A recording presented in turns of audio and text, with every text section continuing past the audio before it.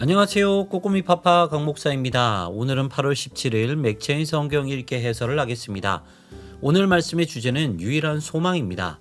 사무엘상 9장은 사무엘과 사울의 만남입니다.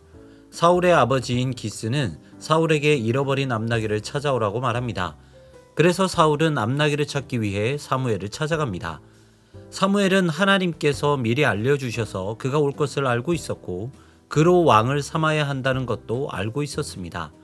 본문은 암나귀를 잃었음에도 찾지 못한 사울의 무능함을 보여줍니다. 반면에 다윗은 어떻습니까?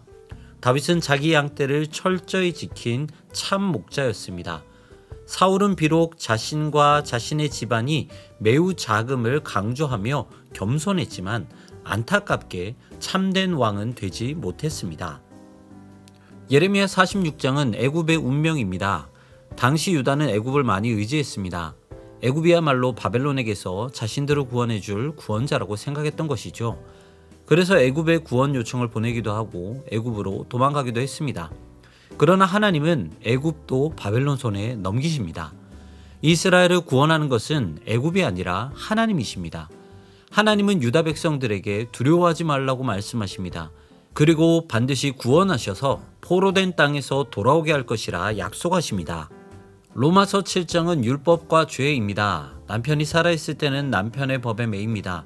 그러나 남편이 죽으면 더 이상 남편의 법에 매이지 않습니다.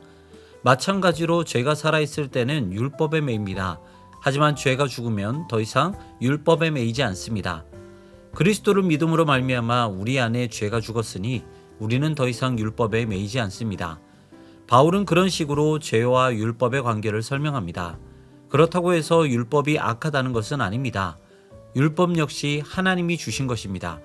하지만 율법은 죄가 드러나기 위한 수단일 뿐입니다. 시편 22편은 다윗의 절망과 소망입니다. 이스라엘의 참된 왕 다윗은 절망과 소망을 함께 경험합니다. 먼저 그는 철저한 절망을 겪습니다. 하나님께서 자신을 버리셨다고 울부짖습니다. 그는 자신이 사람들의 조롱거리가 되었다고, 사람들이 자신을 향해 비웃고 입술을 삐죽거린다고 말합니다. 그리고 하나님께서 자기를 죽음의 진토 속에 둔 것처럼 느껴진다고 말합니다.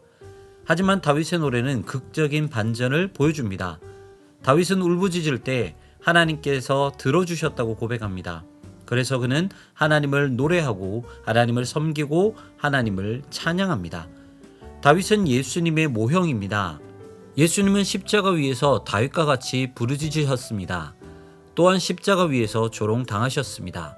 하지만 십자가 위에서 참된 구주, 참된 왕이 되신 것입니다. 우리에게 유일한 소망은 오직 하나님을 바라고 의지하는 것밖에 없습니다. 다윗은 힘들 때마다 하나님을 붙잡아서 소망의 길을 찾았습니다. 반면에 유다 백성들은 소망이신 하나님을 버리며 절망으로 들어갔습니다. 소망을 개척하고 싶다면 하나님을 찾으십시오. 그렇다면 당신을 찾는 자를 기뻐하시는 하나님께서 그 길을 열어주실 것입니다. 오늘도 승리하시고요. 지금까지 꼬꼬미파파 강목사였습니다.